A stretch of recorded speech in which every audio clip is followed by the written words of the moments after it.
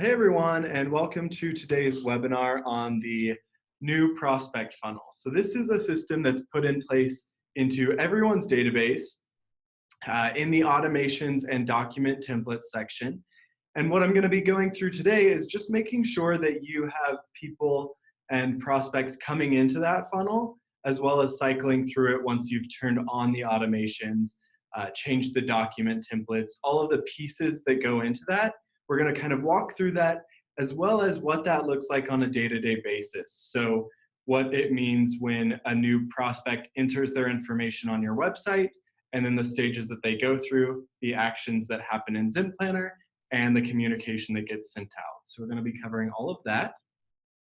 Before we do, I just want to talk to kind of why a prospect funnel is so important.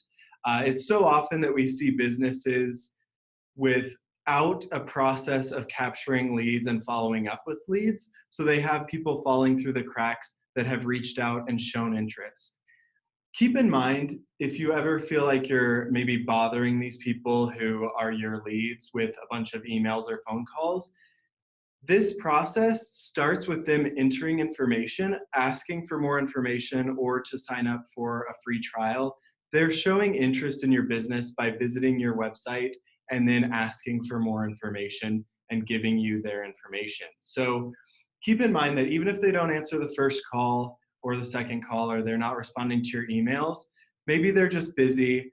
It's important to keep following up until they either sign up for the free trial, whatever it is that you're getting them to sign up for, or tell you pretty blanketly that they're not interested. So keep that in mind.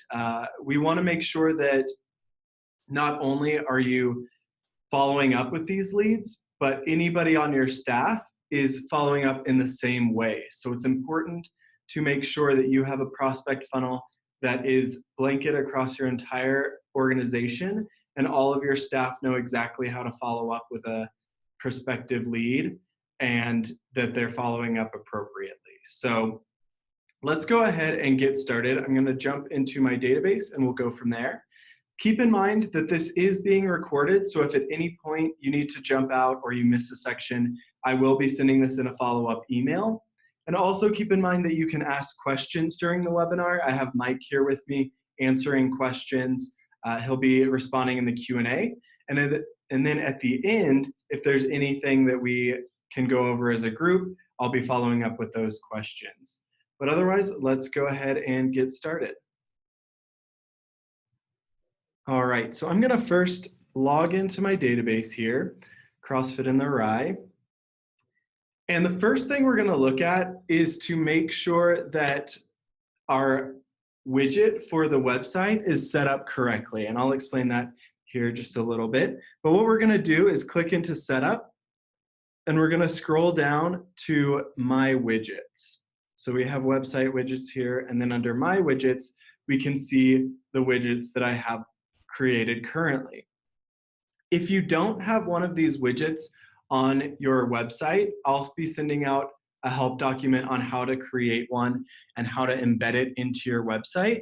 But this is where the prospect funnel process starts. And so if we click into one of my widgets here, we're going to see what that widget would look like on my website, as well as all of the settings that we can change for it.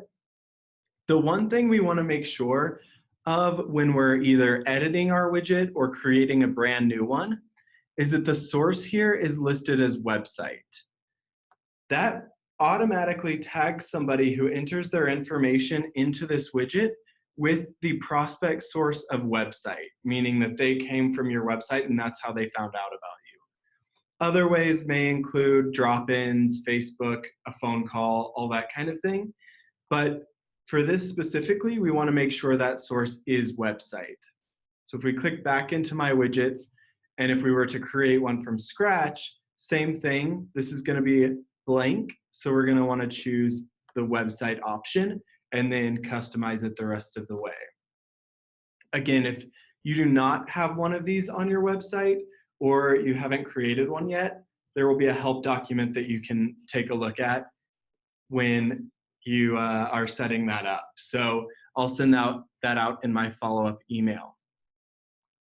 Another place that you may have um, information being gathered on your website is with a request info form. So I've clicked on setup and registration options here. This is our older way of capturing information on a website from a prospective lead. And if we click into one of the programs, we can see we have a request info form active. And when we click into that, we want to make sure that under tracking codes, the source here is listed as website. So this is a different way of gathering information. It's basically on your Member Connect website on the left-hand side. Someone visiting that website would see request info. They would click onto that, and then they would have this form to fill out. Generally, we like to push people toward the widget because it looks nicer and it's a simpler form. You don't really want to ask a bunch of questions when you're just trying to get information from a prospective client. So keep that in mind, but you may be using this on your website, and I just wanted to point that out, that you want to make sure your tracking code also leads to website for any request info forms you have. Cool, so the next thing we need to make sure is set up is our lookup codes. So if we are still under setup here and we click into lookup codes, we're going to default to the prospect status, which is where we want to be.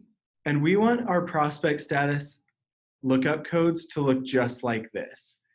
Number one, we have new prospect. We have call 1, no answer, left a voicemail. Call 2, no answer, left a voicemail. Trial booked, trial attended, and not interested. So those are our sources for prospect status.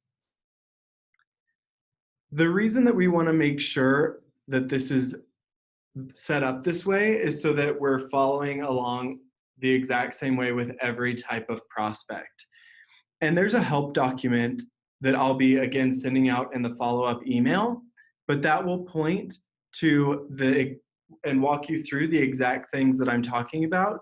Here we can see how to change the lead capture widget source. Here we can see the request info source, and then setting up lookup codes, as well as what those 6 lookup codes need to be. So you can follow along with this document, and this will come into play a little bit later as well. But when we go back into our database, we just want to make sure that these 6 lookup codes are set up correctly. The next step is the meat of the prospect funnel, and that's in the automations. So if we go to communication and we take a look at automations here, I have a bunch of automations already open and already turned on because this database, much like y'all's, is already in existence. I've already set up some automations. So every automation that's green means that that is on, that's firing whenever it's being told to or whenever an action's taken in the database. So we have a bunch set up already, but then we have some that are not turned on, and they're noted by the red on the side here. What we want to scroll down to is the preset automations and the prospect funnel. So everyone should have this in their database. We're looking at 4 different stages here of that prospect funnel. But what we're going to be doing is systematically editing and turning these on.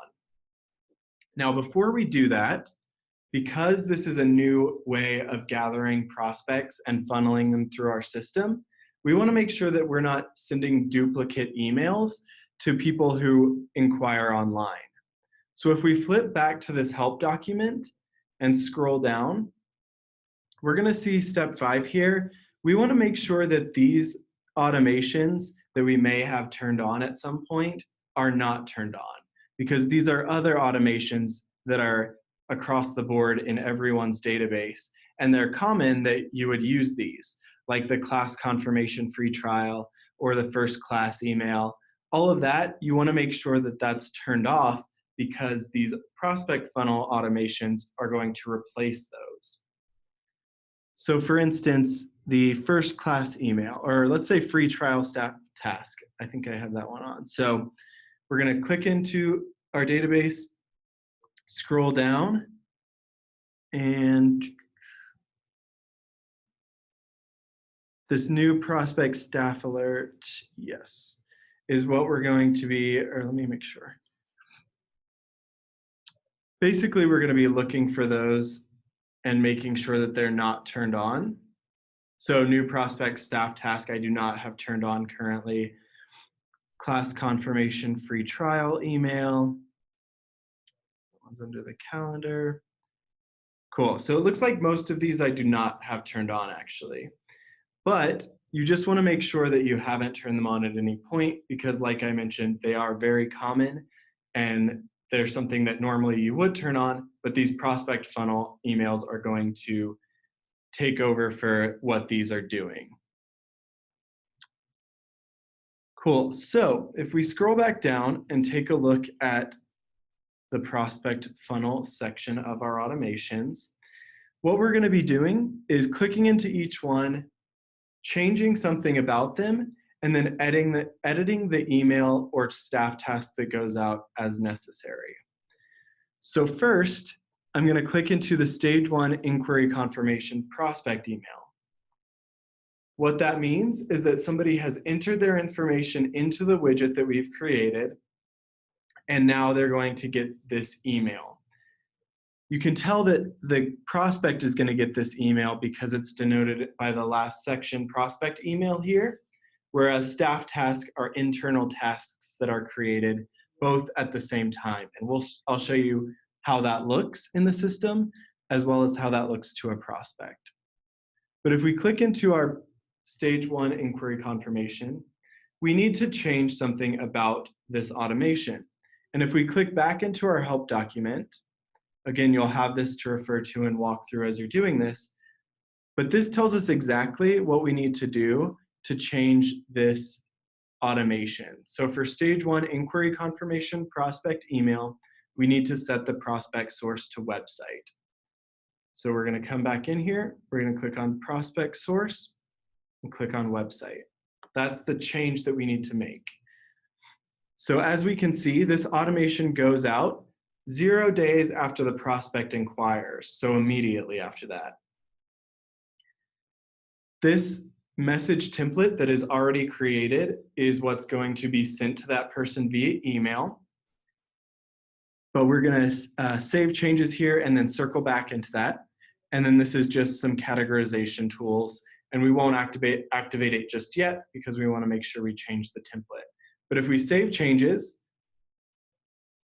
we can now scroll down just a little bit and see that this automation has come up to my automations rather than preset automations, which does not mean that it's turned on. It just means that I've actively messed around with it or changed something about it, and now it's up top in my automations.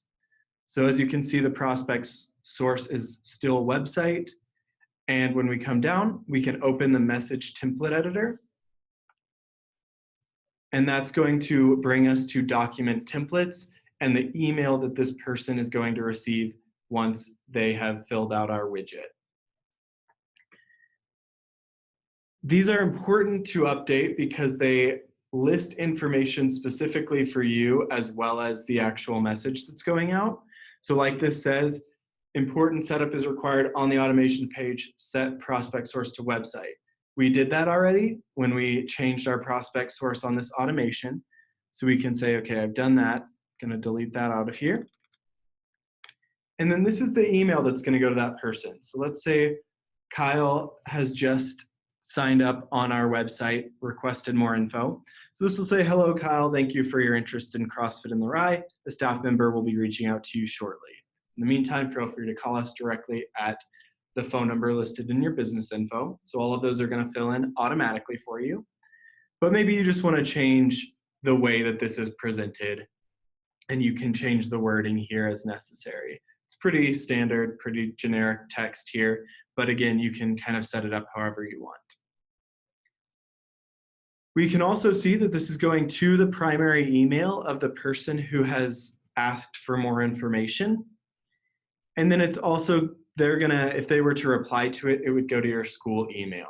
So if you had somebody's email that you wanted it to reply to, you can add another item and type that email in here. Otherwise, it's just going to go to the school email that's listed in your business info. So we can make our changes here. We can save those changes. We can click back into automations, scroll down to our stage 1 inquiry confirmation prospect email. We've made sure the prospect source's website. We've updated the template of the message that's going out. We can checkbox to activate and save changes. Now that this is active, if somebody were to go to my website and enter their information on the website widget or request info form, they will get an email letting them know we'll be reaching out soon. The second half of each of these steps is the actual staff task that says, hey, make sure to follow up with this person. So if we click into this and we go back to our help document, we can see same thing here. We want to set the prospect source to website. So same thing, prospect source to website, save changes. Click back into our automation once it's at the top, and then open Message Template Editor to see exactly what that looks like. Again, this is telling us information that we already know, but it's making sure that you're not sending out duplicate alerts or that the system isn't working properly because the prospect source has not been updated. But we made sure that our new prospect staff task is inactive. We can delete that. We've made sure that we changed the prospect source to website on the automation. We can delete that as well. This staff task says a new prospect has been added. Please call them. It lists their phone number, name, email, and then further instructions so that your staff know exactly what to do after that call has been placed. As we can see here, the task category is an administrative task, and then the staff member that this is going to is the primary instructor as listed on that person's profile. If you have somebody that generally handles your leads as part of your staff, that's who you're going to want to change this to. So let's say Kurt is the one who always handles my leads. I want to make sure that he's listed as the staff member that this staff task is going to. If we leave it on primary instructor and they don't have one listed in their profile, it's going to go to the locked account on your profile or in your database. So whoever owns the database and has the locked account is going to receive this task. So we can save changes, click back into automations, scroll down to staff task, checkbox to activate now that we've got everything set up, and save changes. So that's how simple setting this up can be. And there's obviously work to be done on the front end to make sure that these automations look the way that you want them to and they read the way that you want them to when they're being sent to your prospective clients. But overall, it's a pretty simple process of turning these on. So just to go over a few more in the flow of that, we're going to scroll down. We're going to click Stage 2, Call on Voicemail, take a look at our help document, and see what I need to do here is set the prospect status to call one, no answer, voicemail. So prospect status, call one, no answer, voicemail. I'll save changes, click back into it, edit the message, which I won't do now since we've seen that flow a couple of times, and then check the box to activate. So slowly, we're going to get all of these pulled up into my automations, and then also make sure that all of them are green. Again, we're going to scroll down, Stage 2, the staff task portion. What do we need to do here? Same thing as the email. We want to set the prospect status to call one, no answer, voicemail. And what we're seeing here, just to kind of show you what that looks like, is that this staff task is 2 days after the person was last updated. So we are going to take a look at that flow here in just a second.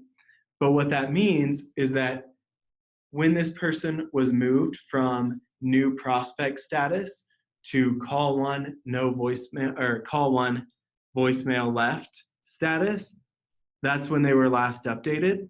So 2 days after that, the staff member that this is assigned to is going to have a reminder that says, make sure you call this person again. It's been 2 days since you last attempted. So we're going to save changes. We're going to scroll down,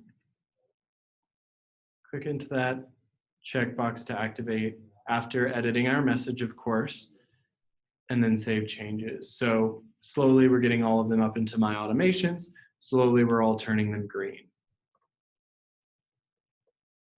Before we get into the flow of what it actually looks like when somebody enters their information on a website, I'm going to check with Mike, see if there are any questions to address about the actual setup portion here.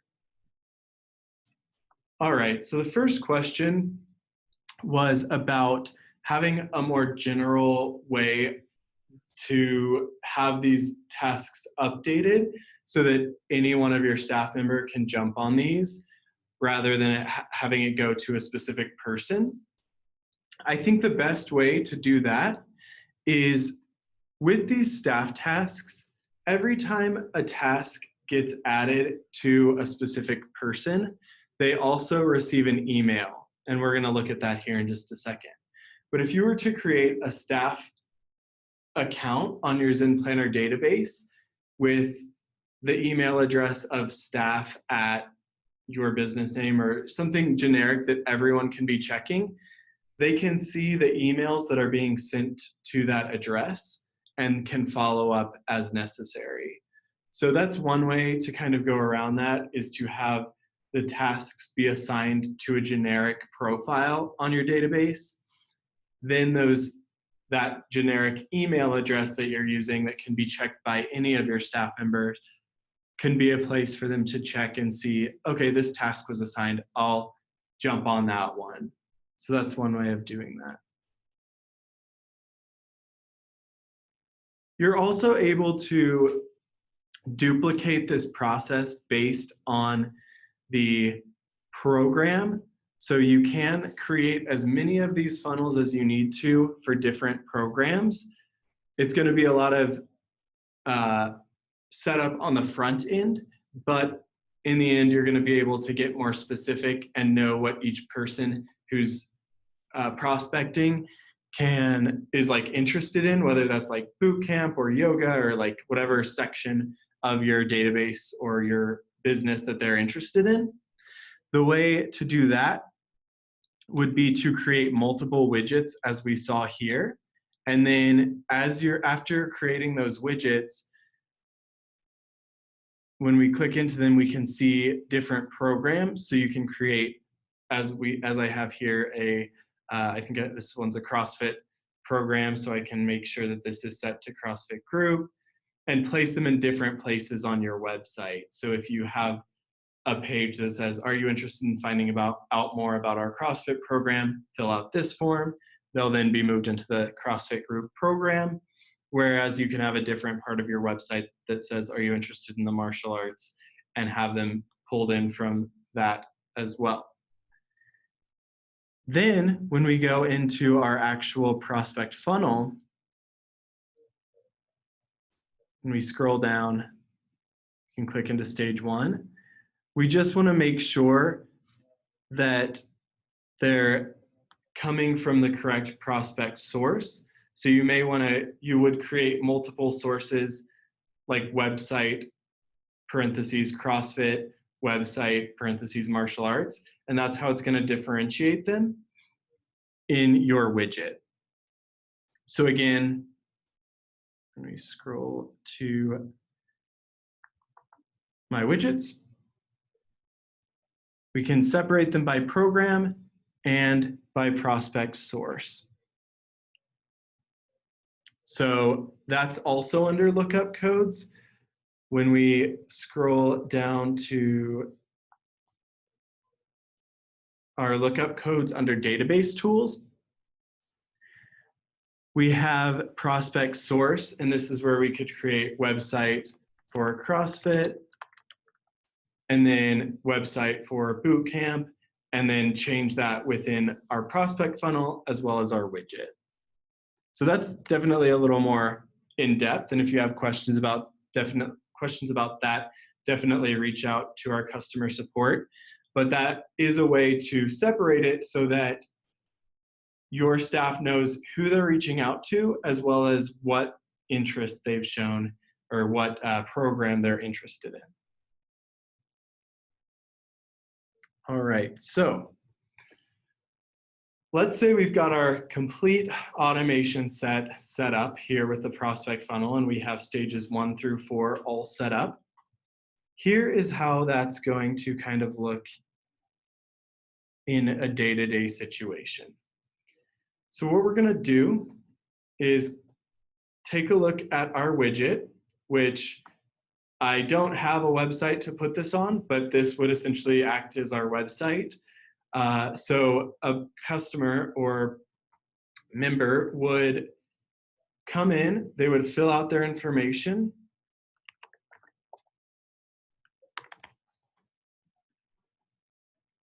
Let's switch it up a little bit. And then they're going to enter their email.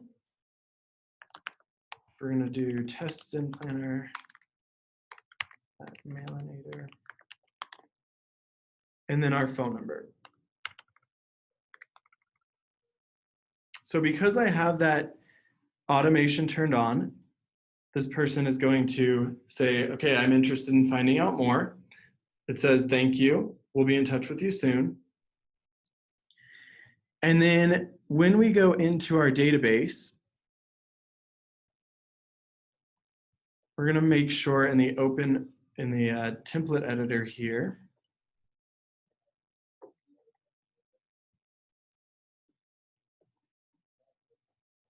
let me circle back. I think I forgot to make sure that this staff task is going to me specifically. So let's see. Nope, good to go. Cool. So once this information has been filled out, what's going to happen is, first of all, under my tasks here, I now have a new task. So as I can see, I think I have that duplicate one turned on, but basically what I'm seeing here is that Austin Test has filled out the prospect form. So if I click into it, that template that we edited earlier can be seen here. And I can then take any action that I need to by either taking me to his profile, marking this as complete and saving changes, or doing whatever I need to do with this task. But it has just shown up. Also, I'm going to pull you into my email address or email account right quickly. I received this email at the same exact time saying that a staff task has been added to my account.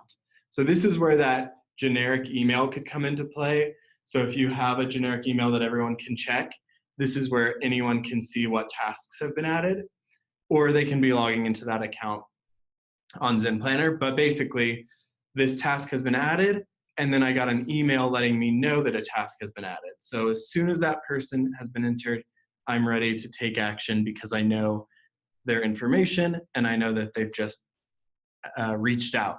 And time is really of the essence as far as making sure you're reaching out and finding out more about what they're interested in and not letting them slip through the cracks. Another thing that's happened, and I think I went to Zen Planner test. If I go to my email address of the person who has just reached out, the email address I used in the widget, we'll see that that person has received that email that says, thanks for your interest. A staff member will be reaching out shortly. So they're already expecting that phone call. So those are the kind of two things that are going to happen that ultimately build into a staff task that's assigned, an email to the staff member, and then an email to the client. So that's exactly what's going to happen as soon as somebody enters their information. So we're kind of seeing it in progress. Now, as far as what that follow-up looks like, we're going to see this task that we can click into. Let's say I take this action, I give this phone number a call, and this person does not answer, so I leave a voicemail. What I'm going to do is go into Take Me There, which brings me to that person's profile. I'm going to click into their profile details, switch over to Prospect, and change their prospect status from New Prospect to Call 1, No Answer voicemail. Once I do that, that's going to send out, based on the automations we created, it's going to send out an email to that person saying, hey, we just gave you a call, we left you a voicemail, let us know if there's anything more you need. And then it's also, as we saw in that automation for the staff task, going to create a brand new staff task 2 days after this person has been updated. So right now they've been updated. In 2 days, my profile is going to get a new task letting me know that I should reach back out to this person. Then, same process, click on the task, reach out to them again, switch them to Call 2, No Answer voicemail. Then 2 days from then, give them another call. So it's creating that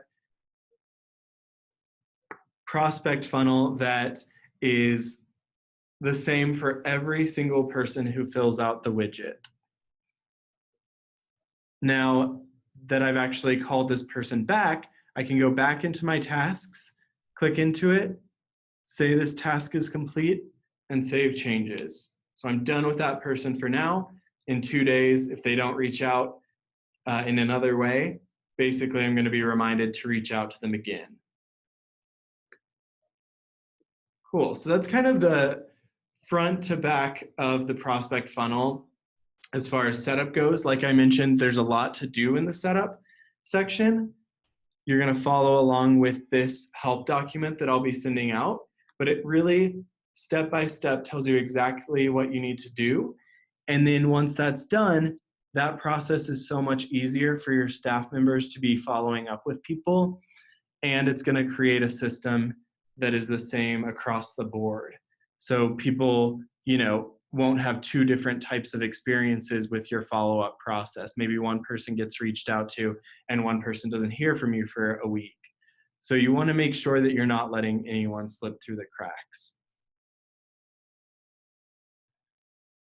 All right, I'm going to check with Mike, see if there are any other questions that I can answer, and then we will go from there. All right, so we had a question about setting these staff tasks up as text messages instead of actual tasks within Zen Planner. It's a fairly simple process. We're going to click into Setup. We're going to go to our automations, and we're going to scroll down to New Prospect Staff Task. And this goes for any automation. If you want it to be going out as a text to a member rather than an email, you can do that. You can do it instead of staff tasks, whatever you want that to look like. But what we're going to do is click into our template editor. And then right over here, we're going to edit the properties of this document template, because right now the layout is Zen Planner task. And if we click into edit properties, we can change that to an email or to an SMS text. So if we save changes, it is going to delete everything that we had in there because it's a new format, but you can basically have that go to the mobile number of your preference, whichever staff member that may be. So you can type in their exact email, or rather phone number, and then type that message, new prospect, fill in that information. The best way to do that would be to copy the information that we had within the task and paste it here into the text so that it goes out to that staff member as a text rather than a task. Texting, as a note, is only available in the US and Canada, and it does cost I think a penny and a half, 2.1. It's 2.1 cents per text message. So keep that in mind, that will be added to your Zen Planner bill at the end of the month. It won't be charging you every time that happens, but it'll just accumulate. But it is, if you're sending it out for something like this, you want your staff to be completely aware of the fact that a person has entered their information into your website, and you definitely want to take advantage of that. So the savings that you, or the money that you're spending for these texts to go out, you get one person to sign up from that, and that covers, you know, multiple months of these little text messages that just cost 2.1 cents per text. So keep that in mind for sure. Cool. Well, that's really all we had. I'm going to be sending this recording out in the follow-up email, as well as how to set up your widget to make sure that that's embedded into your website. And this document that's a step-by-step kind of walking you through this and making sure everything's set up correctly. Otherwise, we will see you at the next webinar.